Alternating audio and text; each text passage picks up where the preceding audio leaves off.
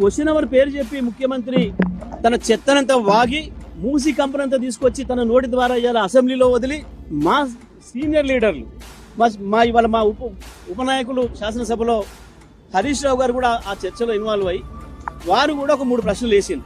చాలా పద్ధతిగా మొత్తం కూడా చూసింది, దేశమంతా కూడా చూసింది, ప్రజలందరూ కూడా చూసింది. ఒక ప్రధానమైన ప్రతిపక్షంగా ఇంత బాధ్యతాయుతంగా మేము ప్రశ్నలు అడిగినాము ప్రజల తరఫున.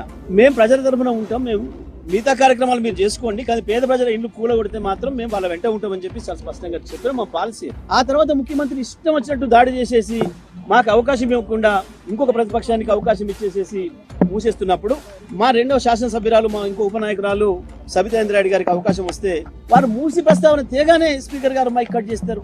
సునీతా లక్ష్మారెడ్డి గారికి అవకాశం ఇచ్చి వారు మాట మొదలుపెట్టే ముందే మళ్ళీ కట్ చేసిండ్రు. మా ఇంకో డిప్యూటీ లీడర్ గారు తలాసన శ్రీనివాస్ యాదవ్ గారు సీనియర్ నాయకులు వారు మాట్లాడి ఇది పద్ధతి కాదు, శాసనసభను ఇట్లా నడిపితే ఎట్లా, మా సభ్యులు ఒక్క మాట కూడా అనలేదు, ముఖ్యమంత్రి గారు వారి ఇష్టం వచ్చిన పద్ధతుల్లో మాట్లాడిండ్రు, ఇది సరైనది కాదు అని చెప్పి వారు మాట్లాడుతుంటే వారు మైక్ కట్ చేసారు.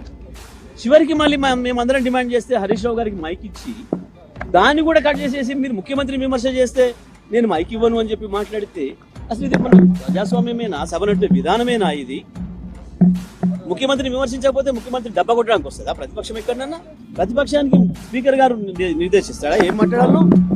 ముఖ్యమంత్రిని పొగుడుతూ మాట్లాడమని స్పీకర్ గారు రాసిచ్చింది చదవడానికి వస్తుందా సభకి ఎక్కడైనా? ఎవరైనా ప్రతిపక్షం కనీస విలువలు లేకుండా, కనీస సాంప్రదాయాలు లేకుండా, సభను నడిపే విధానమే లేకుండా, ఇవాళ ఒక నిబంధనలు అనేవి లేకుండా ఇష్టరాజ్యంగా స్పీకర్ గారు సభను ఏదైతే నడుపుతున్నారో మేము ఆ స్పీకర్ గారి వైఖరికి నిరసనగా, ఇవాళ ముఖ్యమంత్రి మాట్లాడిన ఆ ఘోరమైన భాషకు నిరసనగా, ఆయన కంపు భాషకు నిరసనగా మేము ఈరోజు సభను బైకాట్ చేసి రావడం జరిగింది.